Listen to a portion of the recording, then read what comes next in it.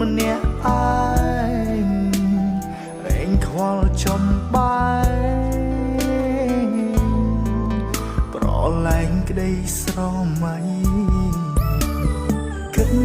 ថាយើងមាននិស្ស័យគិតដល់ថ្លៃចេះតែលួចញញឹមលួចសំឡងកាយវិការមើលចំវងភ័ក្រជីវ៉ាបងគិតថាពួកយើងអាចដើរដល់ក្តីស្រមៃតែក្រុមយ៉ាងប្រែជាគ្មានន័យស្រឡាញ់ថ្លៃប៉ុន្តែចរណៃមិនបានដឹងខ្លួនតើអ្នកធ្លាប់គិតដល់ខ្ញុំដែរទេ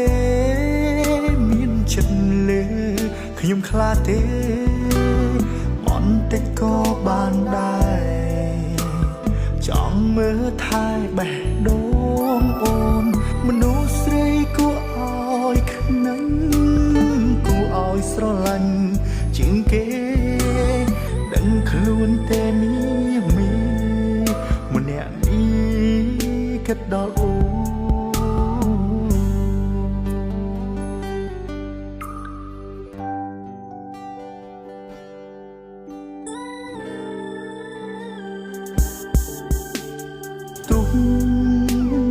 ដឹងខ្លួនថាមិនសមនឹងជីវ៉ាក៏នៅប្រាថ្នាអូតែតែលើកទឹកចិត្តស្ងួនលំលំនឹមនួនទាំងខ្លួនហូរទឹកលួចសំឡងកាយវិការមើលចំវងភ័ក្រជីវ៉ាបងគិតថាពួកយើងអាចដើរដល់ក្តីស្រមៃតែក្រុមយ៉ាងប្រែជាគ្មានន័យ